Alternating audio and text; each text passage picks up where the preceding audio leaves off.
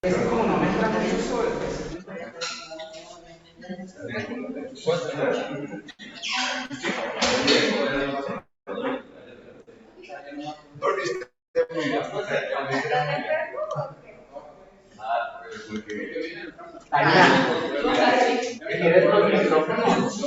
porque no puedo. De hecho, me voy a quedar acá sentada. Sí, no prefiero. Porque traigo aparte como gastritis. Me siento mal. Me voy a sentar aquí y pues igual van a ver como la doctora Betty cuando di la clase que se quedó atrás. ¿Tomaste algo? ¿Aquí atrás? Atrás, aquí atrás. Sí, necesitas al micro para el Zoom. Nuestra jefa de enseñanza. ¿Se va a meter o va a venir? No, que me voy a quedar como ella aquí atrás a dar la clase. Ella sí la dio un día. Y yo creo que sí, micrófono.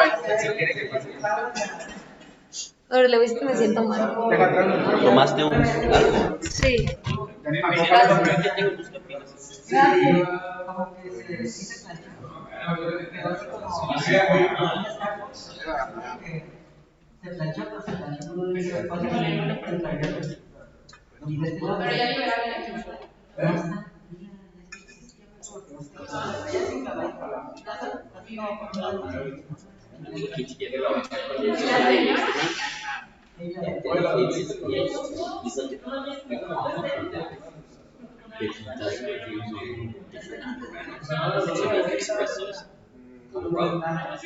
This guy's like a connoisseur. Listen, you're drinking homestyle coffee. It's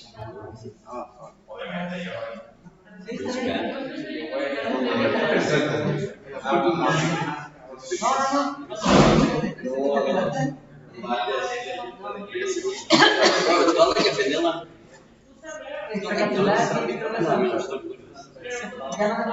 You need it. Bro, I was so angry. Yeah, just right you can. I was like, ah. Bro, I was so mad. I was so annoyed. Oh no. I think she knows. I wasn't trying to be mean to her, I know, but it was like. Ya se ve en la ¿Mandé?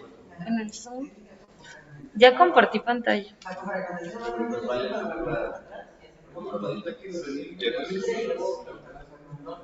¿Quién está el. ¿Cualquier persona puede empezar el Zoom o es como solo el. Sí, pero tienes que crearla. Pues yo nomás me metí y compartí pantalla. Pero te metiste a la. ¿Con quién vas a poner? Con Fernando, está en matemáticas. Y se va a conectar. Ya está conectado. Ah, sí. Esto lo conecté. Sí.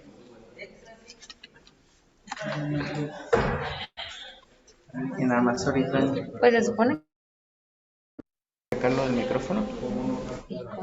Fíjale acá como no acá. Aquí en la sección. Y de que diga USB design. Ajá. Sí, ese. Bueno, ¿se oye? ¿Dale? Hola, hola. Va.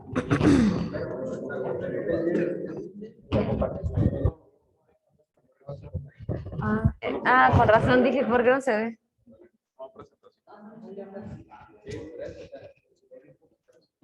La lluvia. La jornada de la lluvia. Sí, venía de corre.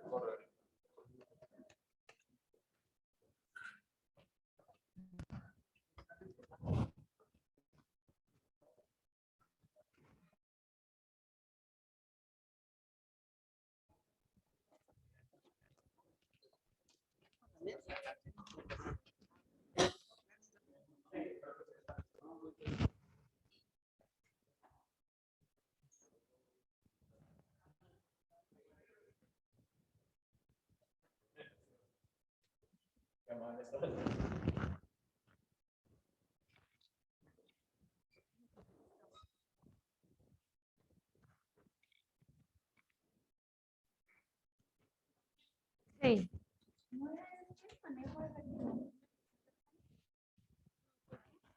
Fernando, o sea, si esas, no, aquí no tengo más servicio.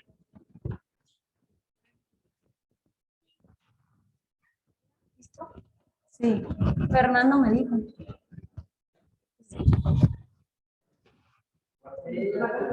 Pues espero porque ya la hicimos.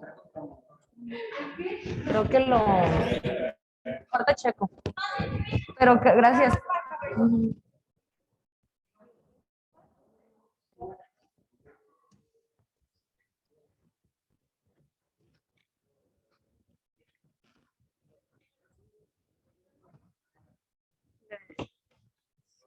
Le apago un poquito, ¿no?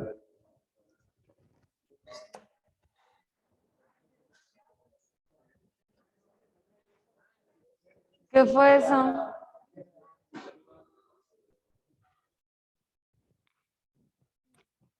¿Por qué me sacó?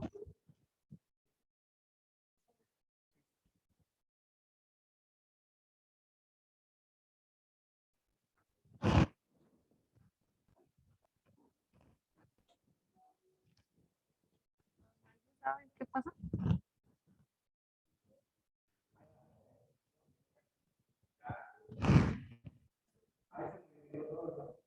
¿Alguien sabe cómo?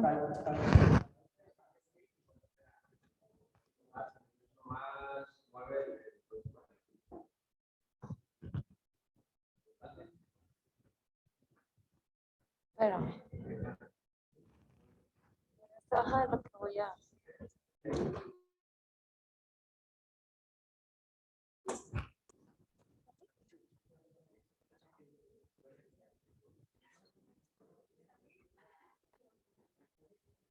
¿Así? Sí, ya. Es que ahorita cuando estás Se movió. moviéndolo, lo...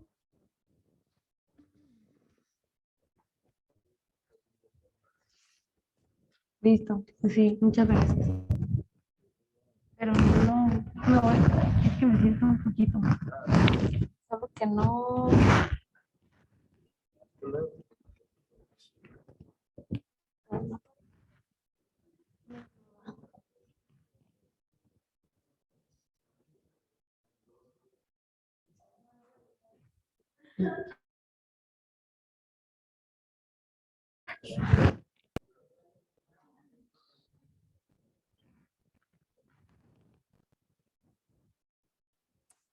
Se trabó, ¿ah?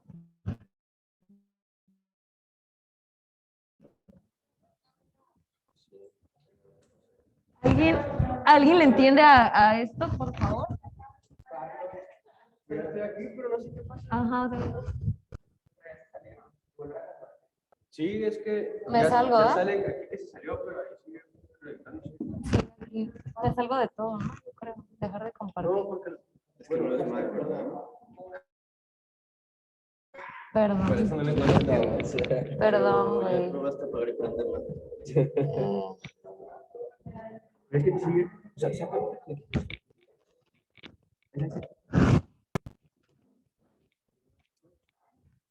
está, se quedó como ahí congelado. Ni siquiera está ahí, mira.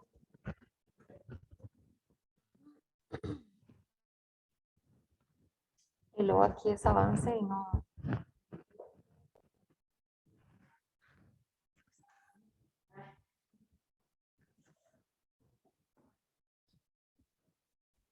Y ya no está en Zoom. O sea, aquí dice que ya no está en Zoom. No, pero está abierto Zoom, ¿no? Sí. Compartir pantalla. ¿Cuál de todos es? Ese.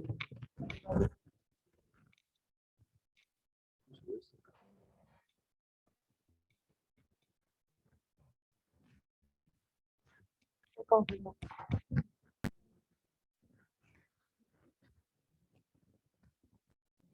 Pues no puedo hacerlo avanzar, no sé si.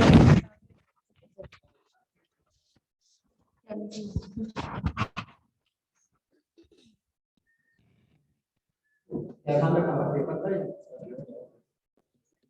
Ahí está, no sé cómo le hice, pero ahí está. Eres el mejor. Gracias, Carlos. Buenos días, compañeros. Vamos a empezar. Voy a empezar hablándoles del tema de la monovisión. ¿Dónde le hiciste para avanzar? Ah, ya. Muy bien.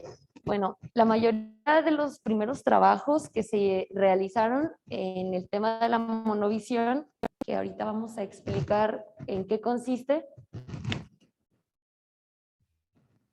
fueron realizados por optometristas norteamericanos a partir de los años 60. Fue donde empezaron a hacerse estos análisis. Los estudios que se realizaron en este momento se realizaron por David Holtz desde el 96, donde empiezan los primeros estudios. Les puse la referencia en la literatura abajo. Después en el chat les quiero mandar algunos artículos interesantes sobre esto, y es el que está ahí con la referencia bibliográfica.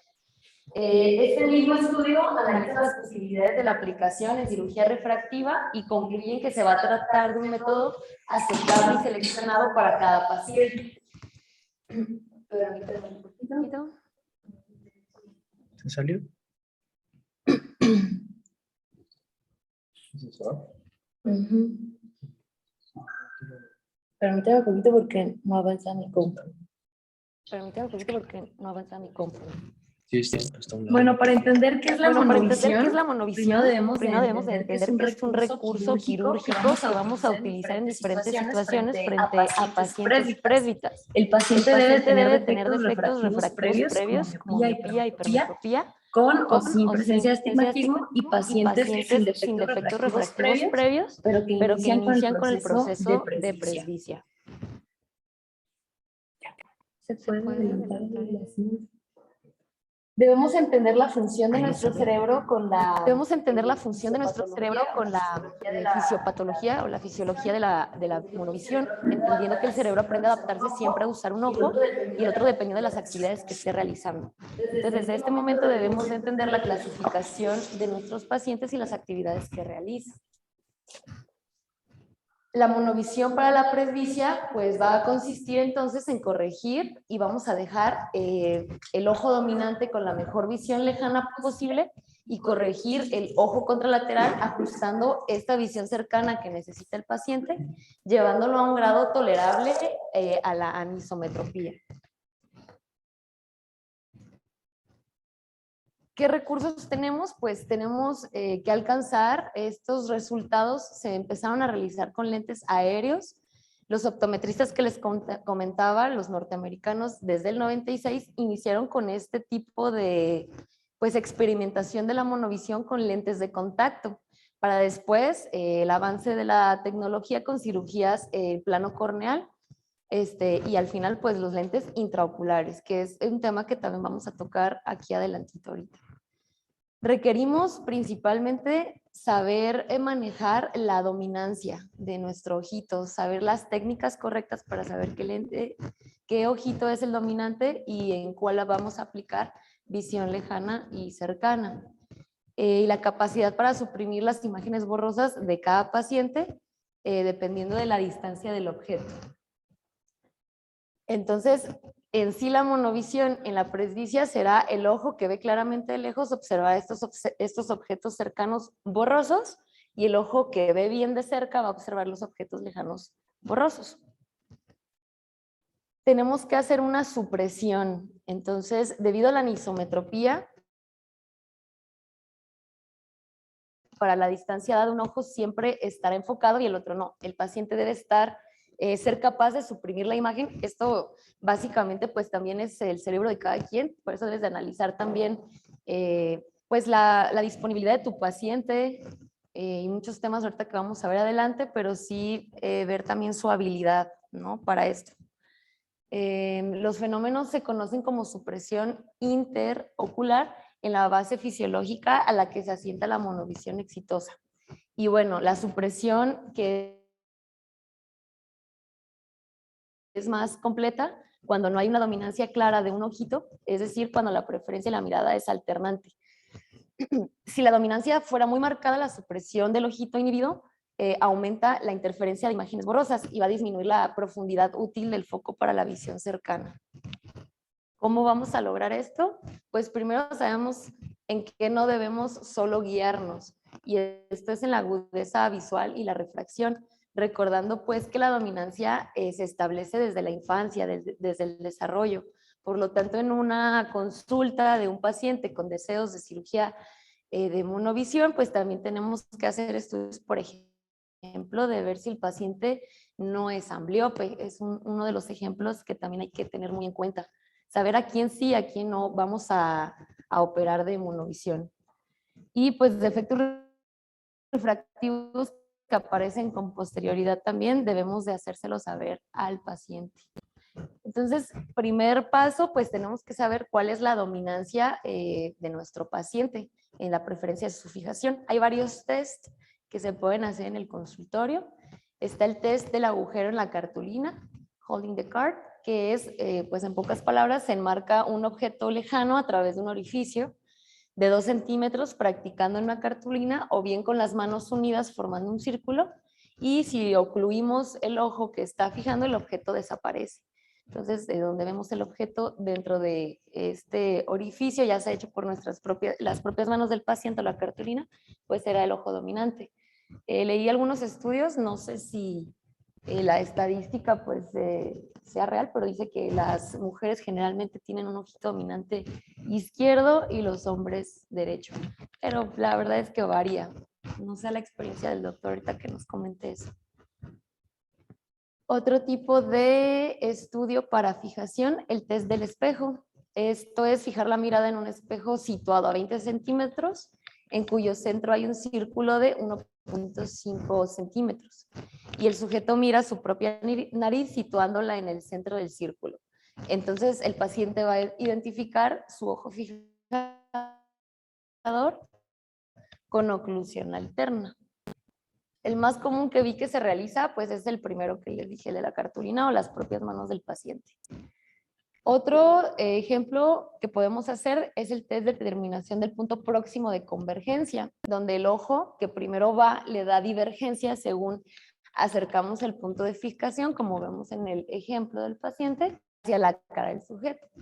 Ese sería el ojito que no es dominante. En cualquier caso, pues es importante que la dominancia ocular pueda que no influya de manera tan crítica en el grado de satisfacción resultante. O sea, este artículo de estudio que investiga nos dice que no es un punto clave para que el paciente quede satisfecho, pero sí es muy importante saber cuál es el ojo dominante del paciente de preferencia. Y bueno, a nivel de contactología hay un tema así tradicional de debate que no han resuelto acerca del ojo que debe de ser corregido a distancia.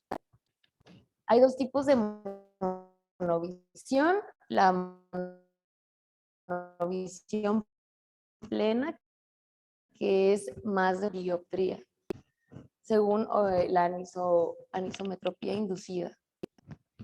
Y en función a la dominancia ocular, que es de lo que platicábamos, tenemos la monovisión no cruzada, que es cuando el ojo dominante se va a enfocar para ver de lejos, y la monovisión cruzada en el ojo dominante para ver de cerca.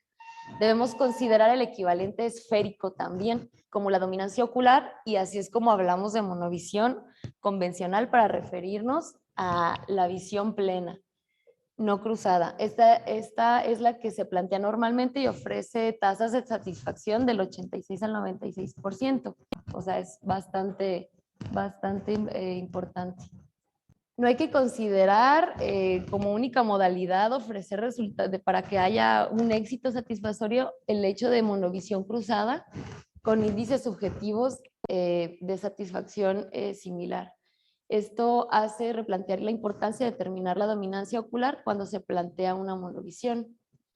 En el mismo estudio que les estoy comentando, hay un éxito de la cirugía de los pacientes que se encuentran con un buen resultado de saber cuál es su ojo dominante. Pero bueno, al final, todo esto se los digo porque no se han puesto de acuerdo.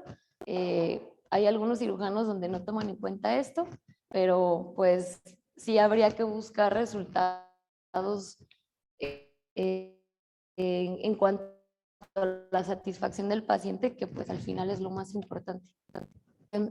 El rendimiento de la visión en estos pacientes, bueno, es a través de la capacidad visual, donde las gafas que utiliza el paciente de apoyo al menos en un 85% del tiempo han dado como resultado que las funciones estén afectadas en el paciente. Es importante lo que dice acá es que es importante que el paciente esté utilizando gafas, que sea un paciente, lo vamos a ver más adelante, comprometido, su actitud es importante, saber qué actividades utiliza y hace. Y es importante dejar pasar un tiempo antes de determinar el resultado. Muchos pacientes quieren ver a las semanas resultados y debemos darles a entender que los resultados pues, de cualquier cirugía que vayamos a hacer de este tipo se ve de los 3 a los 6 meses. Y bueno, dentro de este rendimiento de la monovisión tenemos una ligera pérdida de agudeza visual lejana. Esto también tenemos que explicárselo al paciente. Algo mayor a la medición se hace en condiciones con escotópicas, que es cuando se pueden ver los halos reflejados en el punto de luz. También influyen negativamente los astigmatismos residuales que pudiéramos tener en la cirugía, los oblicuos y el ojo enfocado para lejos. Los ángulos normales en la estereopsis de cerca en una persona normal de 50 años, se dice los estudios que rondan en los 58 segundos de arco. En la media de la monovisión es de 87 segundos de arco.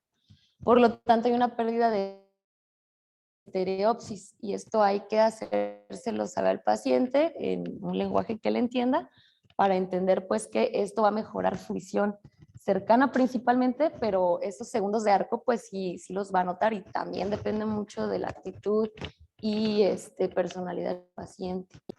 Entonces, como tenemos esta pérdida de estereopsis de unos 30 segundos, sería algo mayor en pacientes descontentos. Es principalmente lo que se ve en estos estudios donde hay ciertas quejas de los pacientes o no quedan en totalidad satisfechos. Y esta pérdida de estereopsis se considera que tiene una relación pues, con esta insatisfacción. También hay sensibilidad al contraste y hay un binomio de sumación y inhibición. ¿Qué quiere decir esto? Que cuando un objeto es visto binocularmente, la sensibilidad al contraste se va a incrementar en un 40%. Y esto se haría una sumación en esta visión monocular. Y en medida en que se incrementa la anisometropía, se produce una disminución muy considerable de esta sensibilidad al contraste por inhibición binocular.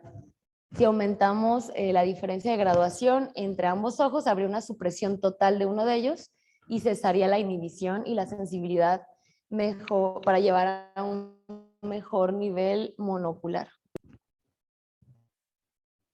También que encontramos pues una pérdida de sensibilidad al contraste mayor cuanto más intensa es la dominancia de un ojo. No todos puedes tener una dominancia en tu ojo derecho, pero no la misma cantidad de dominancia o utilidad de ese ojito. Entonces ahí sí intervienen los resultados satisfactorios para tu paciente. Entre más dominancia va a haber mayor pérdida de sensibilidad y tu paciente lo va a resentir, lo va a notar. El campo periférico de visión no se ve afectado en la monovisión, eso es importante también saberlo. La profundidad del foco binocular, bueno, esto se conoce como la zona del eróptero, dentro de la cual hay un objeto que puede ser visto sin que intervenga su acomodación. En los casos en los que no existe una preferencia visual marcada, pues hay una gran dominancia. Esto equivale a la suma de la profundidad de foco monocular. Si hay gran dominancia, no ocurre esto. La imagen se va a degradar en cuanto el objeto salga del campo de la visión del ojo dominante. Entonces, sí hay que hacer un muy buen estudio de apnesis en la consulta de nuestro paciente en este sentido, de su ojo dominante, y hacerlo correctamente. Hablando de las forias, se produce una esoforia en visión lejana de 0.6 a 0.9, según el estudio en el que yo me basé, de dioptrías prismáticas en el ojo no dominante, que cuando es mayor a 2.1, 2.2 dioptrías será el motivo de descontento del paciente. Entonces este tema también es muy importante tenerlo en cuenta, de saber las dioptrías en el estudio del mismo. Y bueno, comparación de lentes multifocales, yo no encontré pues estudios comparativos entre los multifocales y los de monovisión, pero sí se han estudiado casos de lentes de contacto en pacientes que prefieren pues las primeras, los multifocales. Probablemente los avances de estos diseños de lentes intraoculares van a proporcionar, o así se está viendo en los nuevos lentes premium, que vamos a ver más adelante uno de ellos, pues el avance de esto. Esto es básicamente pues nuevo. Selección del paciente es importantísimo para el éxito de tu procedimiento. También debes de no garantizar nunca de manera absoluta el éxito con tu paciente. Tienes que marcar específicamente las situaciones que pueden presentarse durante el desarrollo de su adaptación. Y pues hay que analizar a nuestros pacientes psicológicamente. Aquí vamos a aplicar un tema de psicología. Temas objetivos, pues su rendimiento visual, su sustrato neurológico. Sí interviene mucho el intelecto del paciente, sí interviene mucho su nivel de ansiedad, personalidad tipo A, que ya es algo que hemos visto en otro tipo de cirugías, y estas mismas pues están básicamente descartadas, ¿no? Las personalidades del superego, pues esto te predice que no va a ir muy bien la cosa, porque son pacientes que no están satisfechos nunca en general con lo que les rodea, y pues su visión es una de ellas, las más importantes. Hay que entender que se trata de una alternativa de uso del lente. Eso es lo que hay que comentarle al paciente. Convenientes de estas. Hay que hacer ensayos previos con lentes de contacto. Sí se recomienda siempre trabajar con un contactólogo. Acostumbrar al paciente a utilizar estos lentes de contacto. Si se sintió a gusto, si lo logró, si el ojo dominante, las dioptrías y todo está a favor, pues es donde ya procederíamos a una cirugía. Sí vi estudios donde puede esperar este análisis hasta 6 meses o 1 año. No hay prisa. Y para determinar la magnitud de la hipocorrección y el ojo en el que se va a llevar a cabo también eso. En qué ojo vas a aplicar visión lejana y en qué ojo vas a aplicar visión cercana.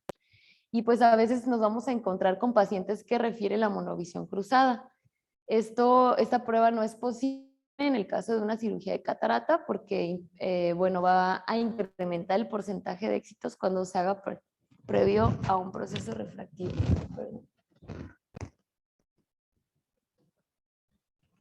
El estado del ojito en pacientes, por ejemplo, se hacen cirugías LASIK en pacientes miopes que alcanzaron un mayor grado de satisfacción que los hipermétropes. También tenemos que saber en qué posición está ahí nuestro paciente.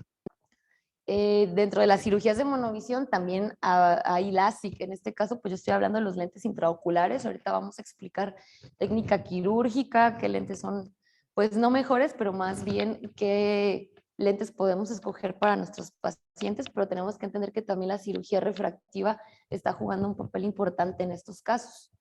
Y si esto pudiera ser consecuencia de una mayor necesidad de reintervenciones, esto ya no va a ser aplicable, pues si ponemos un lente intraocular.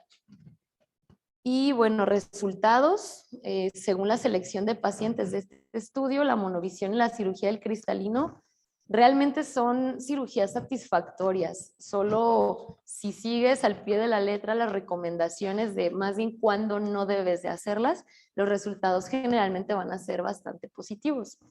En este estudio yo encontré que no estaban satisfechos 12% de los operados de catarata y ninguno de los operados de cristalino transparente. Eso también es muy importante. No es lo mismo operar a un paciente con una catarata desarrollada a operar un cristalino transparente. Es posible que al calcular menos 2.75 dioptrías, el ojo de la visión próxima, su insatisfacción va a ser debida a la pérdida de estereopsis. Eso es lo que mayormente encontré como la parte en la que el paciente se queja de un cambio de visión, y es por esa pérdida que va a tener, esa pérdida de sensibilidad y su estereopsis.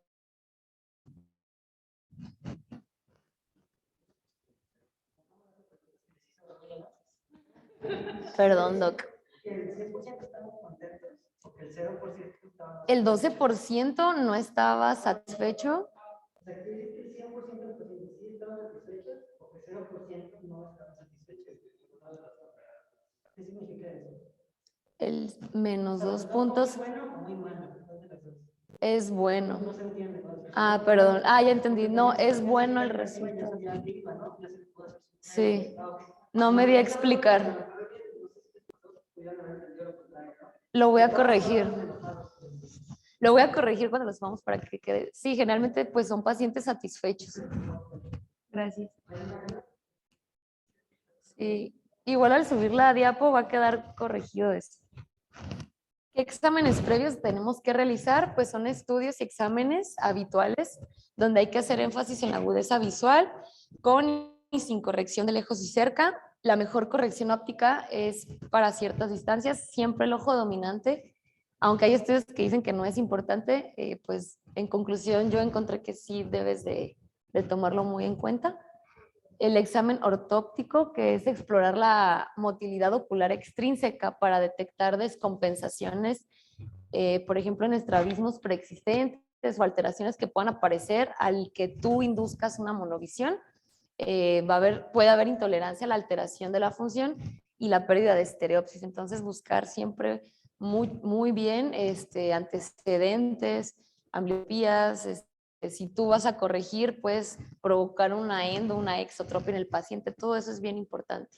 El paciente que presenta alteraciones en la fusión y que tengan supresión de alguna alteración previa son buenos pacientes para esta técnica, porque va a estar el tipo de defecto no será tan notorio, no va a haber un problema con él en notarlo. Importante, más que el paciente indicado porque lo vas a estudiar, el que al estudiarlo debes de detectar como no candidato. En principio, pues quedan totalmente excusados los pacientes que requieran visiones lejanas perfectas, ¿no? Como los conductores, un tiro con arco olímpico, pues obviamente no es muy certero, y las vistas cercanas de alta precisión. También los que presentan deficiencia de capacidad visual de alguno de sus ojitos. Los pacientes con capacidad muy perfeccionistas, ya lo platicamos, las personalidades que no comprendan, que no acepten lo que les estás comentando, que va a cambiar a favor de él, pero que sí va a tener esos cambios y van a ser notorios, mejor ni moverle. Inconvenientes dentro de las contraindicaciones con dominancias marcadas es la baja supresión interocular. Al no inhibir, o sea, no se inhibe el estímulo visual del ojo dominante, la profundidad del foco de visión útil es menor. Entonces va a perder más sensibilidad al contraste y son los principales candidatos al fracaso. Se va a quejar el paciente, no va a estar a gusto. Incluso hay casos donde el paciente pide que retires el lente, ¿no?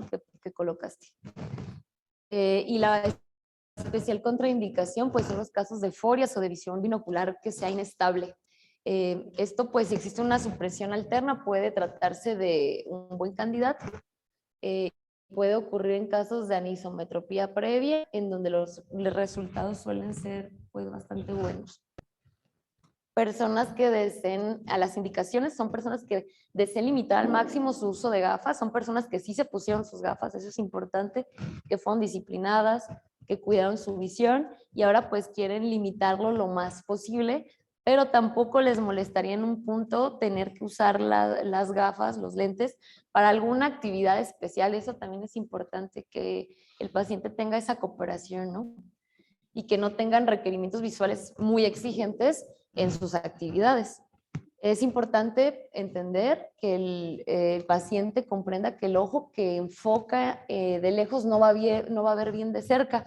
Luego es bien común en la consulta, es que me tapo este ojito y no, es que por eso es una monovisión, es una situación donde el cerebro une imágenes y pues es un equipo alternante, ¿no?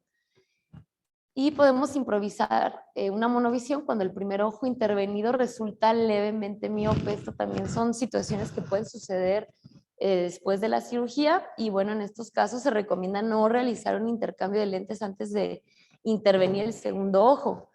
O sea, aquí también debemos entender que no, de preferencia no hay recomendaciones para operar los dos ojos juntos, sino un ojito primero y después el otro, pues para también analizar estos resultados al mes, a los 2 meses de su recuperación, para recalcular lentes con precisión para buscar pues la emetropía del paciente y él se sienta satisfecho.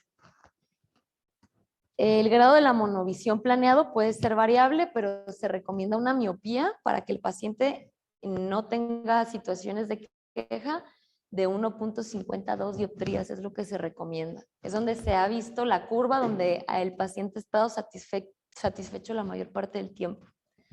Y esto permite pues la profundidad de foco binocular muy amplia entre el infinito y los 50 centímetros, que los 50 centímetros son, más adelante les voy a enseñar unas gráficas de estudios donde los pacientes a esta distancia es donde principalmente la mayoría no van a utilizar lentes, donde van a estar satisfechos con sus actividades.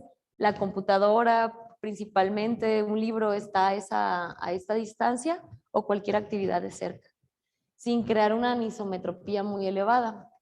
Dentro de este estudio, Greenbaum encuentra resultados satisfactorios entonces cuando se calculaban estas dioptrías con un equivalente esférico de menos 2.75.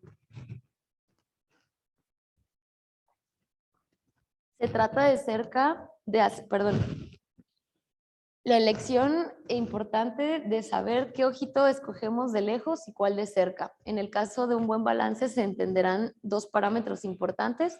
El ojo derecho, por ejemplo, un cazador, ¿no? De lejos, cazadores diestros, o el ojo izquierdo de lejos para un mejor campo visual al conducir.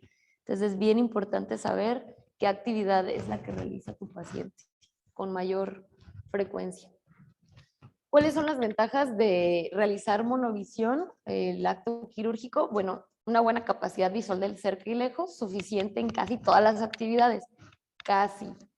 Eso es algo que hay que dejar bien claro. Disponer de toda la variedad de lentes y la totalidad de un rango dióptrico. Hay una excelente calidad visual monocular. Hay menor exigencia de la precisión en el cálculo de lente de visión cercana. Generalmente es donde tienes que hacer un equilibrio en el cálculo de la visión de lejos, o al menos es lo que yo entendí, donde debes de poner o operar primero el ojito que va a ver de lejos, ya después el de cerca. Importante, pues la precisión del lente para visión lejana. Esto mismo se aplica para astigmatismos residuales, situación óptica definida en cada ojito y lo que facilite la corrección residual con gafas o con cirugía. Hay una posibilidad siempre de pues tener rupturas capsulares, eso hay que tenerlo en cuenta, vas a tener que poner un lente de 3 piezas, todo eso hay que comentárselo al paciente y pues que al final se puede corregir con gafas, pero sí hay que hablar con el paciente si está de acuerdo con todo esto. En resumen, pues, ya no lo hago más largo, la monovisión es un procedimiento de corrección para la presbicia, conocido, es nuevo, es utilizado desde hace muchos años, pero sí ha ido avanzado principalmente en el tipo de técnica y el tipo de lente intraocular, en el caso si vas a realizar una FACO, qué tipo de lente es mejor para tu paciente. Y bueno, especialmente en el terreno de la contactología y la corrección queratorrefractiva, pues también se han visto pues estos avances ya quirúrgicos, ¿no? Que se siguen llevando de la mano, pero pues ya la cirugía de lentes premium es la nueva era. No participa la notoriedad de otras opciones a tratamiento que estén en boga últimamente, como lentes intraoculares, multifocales, pero a favor de esto es el que sea más asequible para tu paciente, lo que permita ser utilizado en cualquier contexto. El porcentaje de pacientes descontentos es bajo, ahí lo corrijo, Doc, de la otra diapositiva, sí es bajo, la verdad. Yo estuve leyendo varios artículos y los pacientes donde había porcentajes bajos y que estaban en desacuerdo era por una mala precisión del médico en evaluar al paciente, sobre todo por su personalidad. Y se maneja adecuadamente con corrección suplementaria de sus actividades que requieran mayor precisión visual. Y bueno, el oftalmólogo debe tener en mente la posibilidad de ofrecer este tipo de tratamientos a pacientes que tengan una buena opción de cirugía de subcristalino. Ahí tenemos alguna pregunta. Para mí es un tema muy complejo porque, bueno, estoy entendiendo ahorita el tema básico de óptica, pero creo que es un punto muy importante para empezar a entender la aplicación quirúrgica en los temas que estamos llevando, bueno, lo hablo como R1, que estamos llevando a cabo y que vemos a pacientes presbitas que a veces sí tienen las condiciones para ser operados y pues lo que a mí me quedó como conclusión es que el oftalmólogo no debe tener el miedo de ofrecerlo si lo hace correctamente. Preguntas.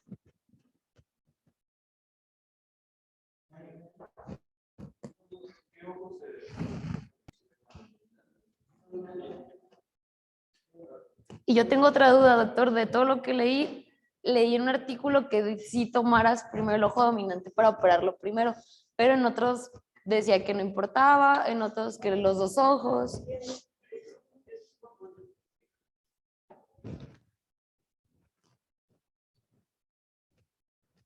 Mira, es un buen punto cuando estamos hablando de cirugía punto si quieres hacer monovisión, sobre todo si en la mayoría de los centros de México no hay un IR Master, ¿no? Se sigue haciendo biomicroscopía con ultrasonido y eso. Entonces, si quieres hacer monovisión, pues recuerda que también puedes tener soportes refractivas, ¿sí? Entonces, sobre todo si tienes un caso complejo, un postlásico, un paciente en el que no puedes hacer un cálculo tan confiable, entonces tú puedes planear una monovisión, pero ¿qué tal que al final el paciente te queda más 1.50 con menos 1.50? Se va a sentir súper mal. Sí. O sea, esa aniso es terriblemente mal tolerada. Entonces, en este tipo de contextos de casos difíciles o de cálculos no tan exactos, que lo mejor es ir por un ojo, ¿de acuerdo? Lo que quieras. Si ya tiene catarata, no importa por cuál empieces, ¿sí?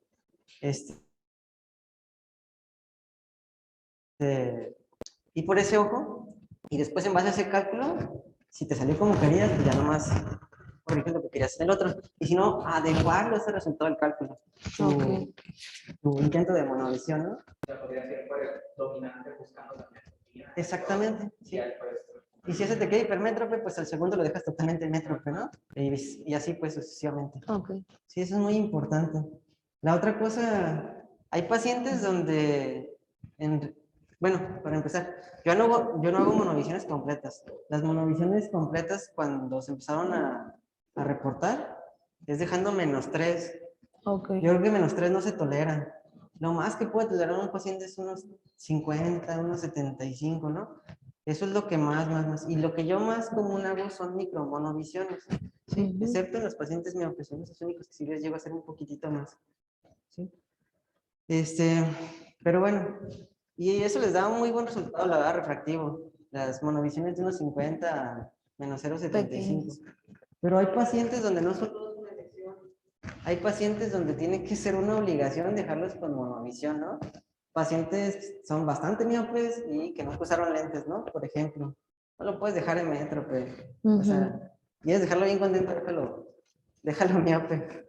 Y por eso también voy a cambiar ahora sí un poquito el contexto, me voy a dejar un poco el de catarata, pero estos pacientes normalmente vienen con catarata, los miopes así medio altos, hablando de los miopes antes, -10, -15, vienen con algo de catarata, pero todavía te alcanzan a ver la verdad bastante bien, ¿no? A pesar de su catarata nuclear.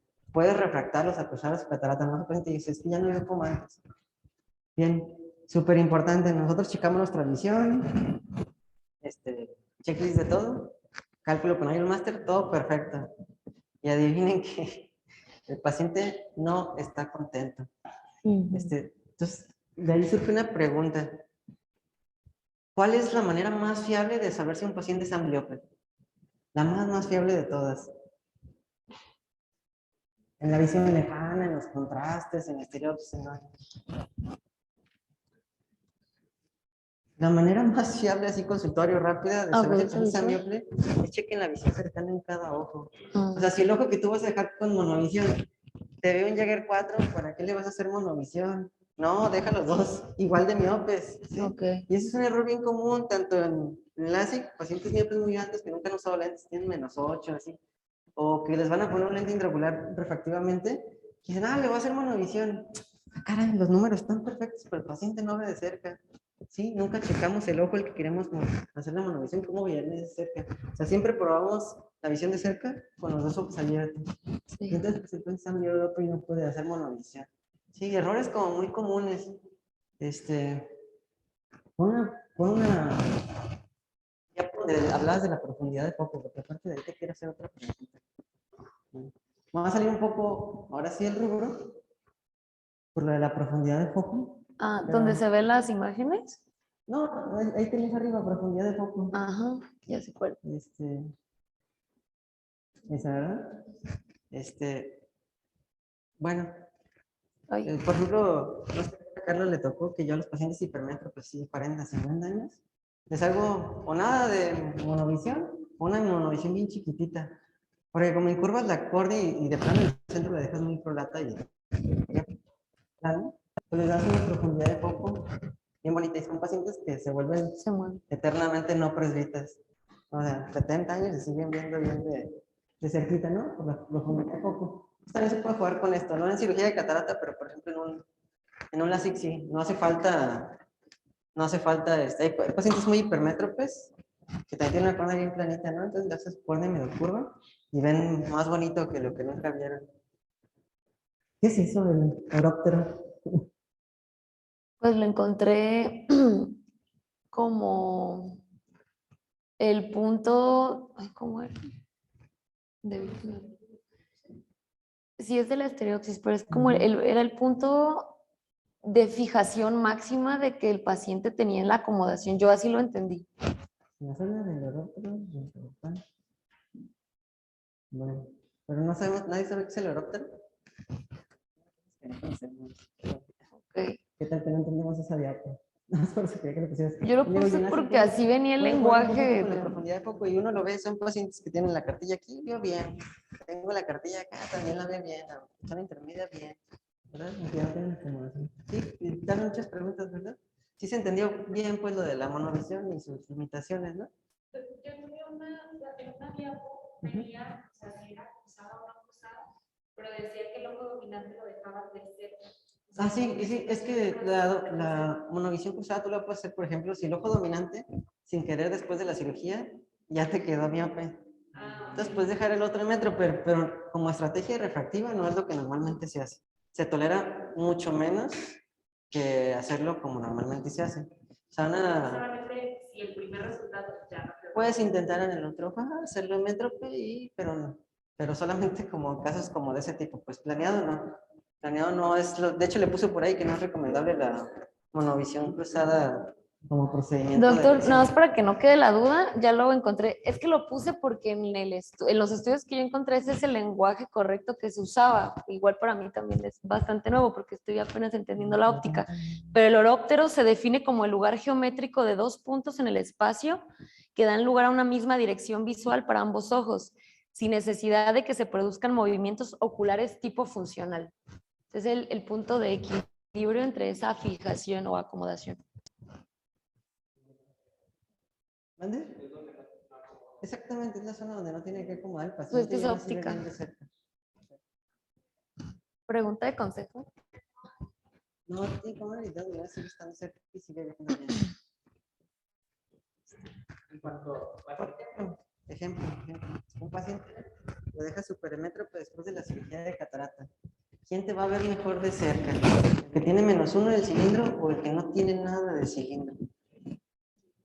El que tiene -1, exactamente, ese te va a ver mejor de cerca. Sí, exactamente. Entonces, eso es la profundidad de foco, porque al final de cuentas el equivalente esférico será -1, que te dará una estancia cercana mejor sin acomodación y tienes una buena profundidad de foco. Un paciente joven, si le vas a poner un monofocal, quizás sea mejor que te quede con tantito cilindro que a que te quede totalmente sin nada cilindro. Siempre y cuando, pues, no sea un camionero, ¿no? O algo así que su Visión que sea te de valga lejos. cómo ve de cerca, que lo que te importa es que no vaya a machucar un pobre cristiano, ¿no?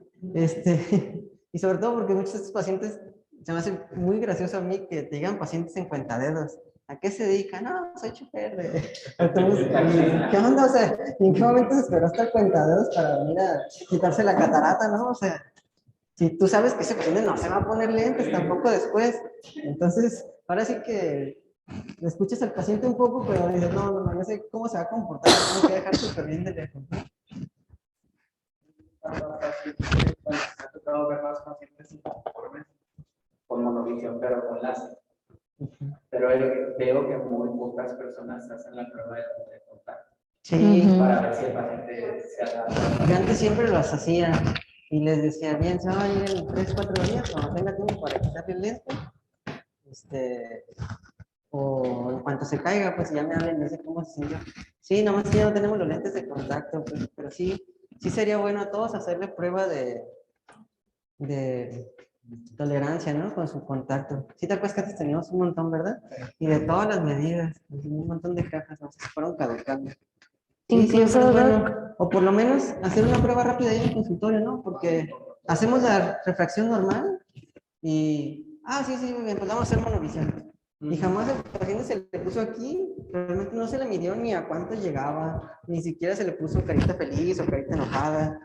¿Cómo se sintió cuando tú se la pusiste en el foróptero, no? Nada más de la simple refracción habitual, ya tú sospechaste que sí le puedes hacer monovisión. Yo la verdad no hago pruebas de montura por cuestiones de tiempo, pero por lo menos sí les pongo ahí en consulta a ver cómo ves. Es una imagen muy fea, pues está bastante aceptable. No, sí, sí, está bastante aceptable, doctor. Y obviamente el interrogatorio, ¿no? De qué hace, la verdad.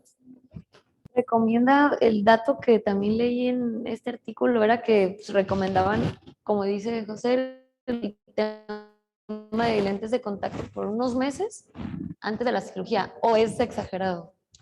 Es exagerado porque no siento que te lo voy a aguantar. O sea, Ok. solo que sea tu tía y nomás se es que no lo haga. Pero, o sea, ningún paciente o sea, va a decir, no, 6 meses mejor me voy a operar enfrente. Ok. Sí. Y la verdad es que los pacientes no son así, no son de libro. Decíamos el año pasado, incluso Héctor, lo de los lentes modificados por láser. Y sí, la verdad es que es una tecnología maravillosa. Yo quisiera usarla en todos los pacientes. Pero la verdad es que el paciente no se da el tiempo para atenderse sus enfermedades o sus cuestiones médicas. Le platicaba yo a la técnico que también me acuerdo mucho cuando ponemos terapia fotodinámica, salía el paciente así como su comandante Marcos del hospital y ya fuera lo veía así en los tacos de barbacoa y así nada, ¿no? Gracias a Dios nunca nos pasó nada, ni una quemadura así dermatológica ni nada, pero pues el paciente no es como en los estudios. Eso sí, ténganlo bien clarito. No se parece nada al paciente de los estudios. Gracias. Voy a seguir dando los temas. Muy bien. Si hay tiempo todavía, usted me dice. Ok. ¿Qué nos falta? Es muy largo porque es BBT, es tema de BBT el mío. La técnica quirúrgica match es que son temas bastante amplios. Match and match, falta Fernando. Sí. O lo aventamos por sesiones también, porque sí son temas pues muy complejos. No, que... sí, lo completamos el viernes. Sí. Pero a ver la manera de que quede como en unas 30, 40 diapositivas para darle una clase. Sí, de hecho no son. Sí, son temas bien bonitos, pues, pero también porque pues, en el año o sobre todo porque no han hecho programa. Yo me imagino que en el año tienen que ver todo, glaucoma, la retina, entonces para no abusar de los tiempos. De hecho, les he estado preguntando, ¿cuándo termina Guillo? ¿Cuándo termina Guillo? ¿Cuándo termina Guillo? Como para terminar juntos y que puedan brincar a glaucoma o algo, pues. No hay fecha. No, sí, pues, pero esto con el objetivo, pues, de darle continuidad. Desafortunadamente el año pasado sí teníamos un programa de los temas que se iban a dar en el año, que José nos hizo favor de organizar, pero este año no tenemos nada. Este no es tan largo, pero si ya es tarde lo damos el viernes.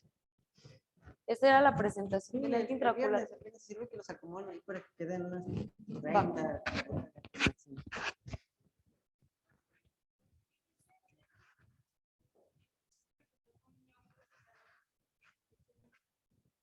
Sí, sobre todo si, todo depende, te llega el paciente súper miope, pero usa un lente de contacto, déjalo, y él ya está acostumbrado a traer sus lentes, pero hay muchos pacientes muy miopes que no usan lentes, no usan nada, o sea, sí andan felices por la vida. El cálculo es precisamente más uno, ¿no? Yo lo que hice fue tocar dos superiores arriba, en vez de más uno le ponen un más tres. Sí, bueno, aparte, pero el cálculo hay que ajustarlo. El cálculo hay que ajustarlo, con la fórmula de Koch, acá. Sí, ¿verdad? El que el otro día decía, hay que ajustarlo con el análisis de Koch, o hay que poner la fórmula Haggis, o hay que usar lo que yo les decía, lo del ajuste con el SRKT, que tienen por ahí los R3. Sí. Y yo también lo debo tener, pero no se los he pasado. No. Es muy bueno. Ese ajuste de que nos pasó la doctora Fanny, la verdad es que está buenísimo. Yo siempre lo uso. Siempre lo uso para todos mis cálculos, pero que quede bien claro. Eso es para calcular la hemetropía. Si tú te basas en la fórmula CRKT para lentes de potencias menores a 5, te va a quedar hipermétrope el paciente, lo cual sí sería súper fatal. ¿Sí? Eso sí, muy frecuente un paciente esos de dioptrías negativas. Eso sí no es nada agradable.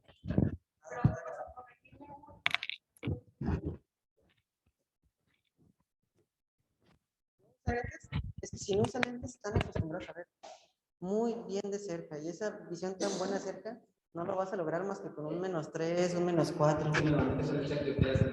Ojo, los que no usan lentes, pero a mí tocó pacientes ultramiopes, sí, que ellos se ponen sus lentecitos de armazón y hasta usan, pues no sé, años usando rígidos, porque empezaron a usar lentes hace 20 años y antes blandos no había degradaciones tan altas y bla, bla, bla. Eso sí, esos semétropes, ligeritamente miopes, nada más para que no te vayan a caer hipermétropes, y ya que se pongan sus lentes para ver de cerca. Si yo hablaba ahorita, sí les han llegado, ¿no? Esos pacientes de que llegas, ya caray, -10, -15 y sus lentes, no he usado. Ay, caray. Y uno luego se le brillan los ojitos así de que, cirugía refractiva, ¿no? La voy a dejar encantada. Y tómala, que después de cirugía refractiva no la dejas tan encantada, porque muchas veces no aludimos que por ser tan miope ya ven bien de cerca, ¿sí? Y no, eso no es tan cierto. Puede ser que el ojo dominante sea el que ve muy bien de cerca y el ojo no dominante sea muy miope.